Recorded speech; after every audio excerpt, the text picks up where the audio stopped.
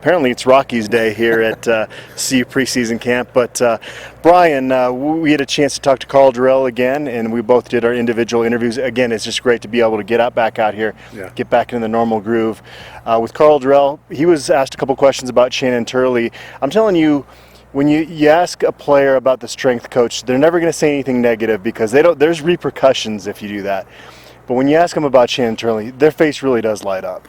It really does, and I asked Dimitri Stanley and Nate Lamon about Turley at Media Day last week, Pac-12 Media Day, and both of them just had glowing reviews. I mean, out of their way, like you said, they're not going to say anything bad, but when they go out of their way and talk, overtly about like how much this guy's meant to them, that speaks volumes more than anything else. And they've been raving about him. Players have been raving about him, and Coach Durrell said, "Hey, I've liked this guy from the time I met him when I took Chandler on his official visit to Stanford, and he's bought into him." So very high marks for Shawn Turley at this point.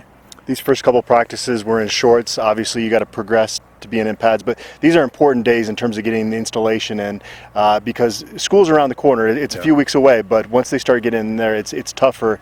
Their focus is split a little bit. Yeah, and Carl mentioned that they like to get most of their install in before school starts, so there's not so much on their mental plate. And then that way, once school starts, they're almost at game week at that point, and then you're focusing on the game. So very important to stack some good practices together, and so far they're 2 for 2 based on his assessment. We talked about Shawn Turley.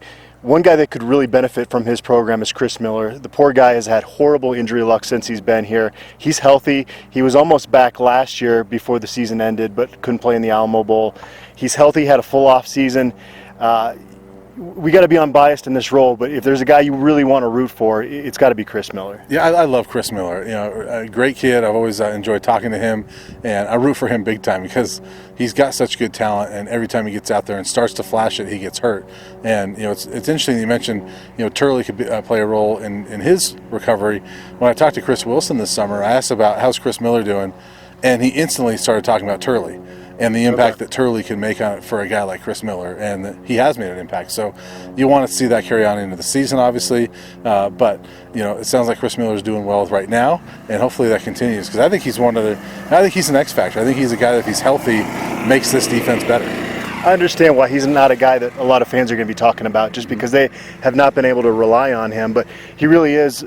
You said X factor. He's a Swiss Army knife back there. He's played cornerback, safety, and nickelback, so he's a guy that could really elevate this defense if healthy. You had a chance to talk to one of the newer defensive members. I also did as well, Robert Barnes. He's getting acclimated here.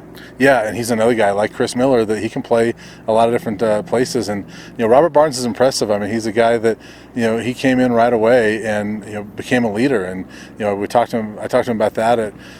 Coming from Oklahoma, I said, "Do you almost want to come in and just say, guys, I've been there. I can show you how to get there." And he said, "Yeah, absolutely." And there's a few guys like that now. Max Ray, Jack Lamb.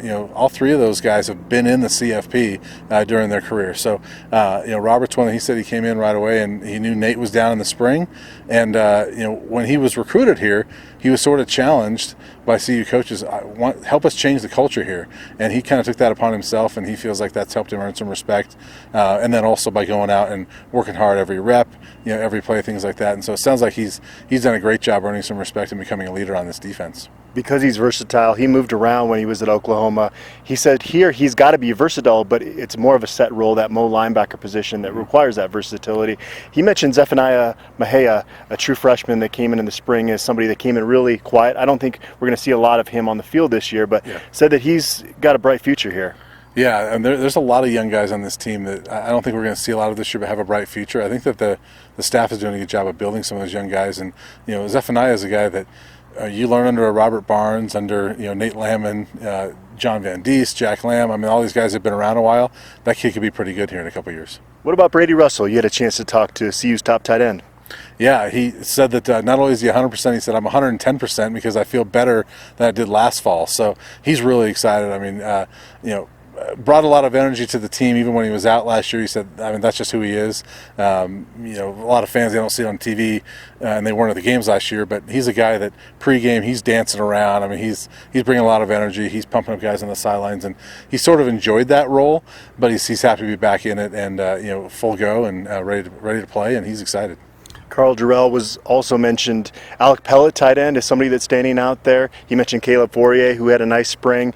And for the first time, we heard Eric Olson's name, their top-ranked 2021 signee, somebody that when we went to those open scrimmages, we didn't see him out there, but it sounds like he's got a bright future here. There's a lot of bodies at that tight end position. Yeah. We had not seen that position featured the way that Durrell is featuring that position for quite a while here. Yeah, and it sounds like it's progressed a lot. I mean, Brady Russell mentioned Caleb as a guy that has really come along, and he said coaches want him to come along, and that he's not making the mental mistakes he made in the spring, which is natural. That he's not doing that anymore, and so there's a lot of guys that are stepping up, and they need him because as we saw last year, one play and Brady Russell could be down. I mean, they need Brady Russell to be healthy. I think he's clearly their number one tight end.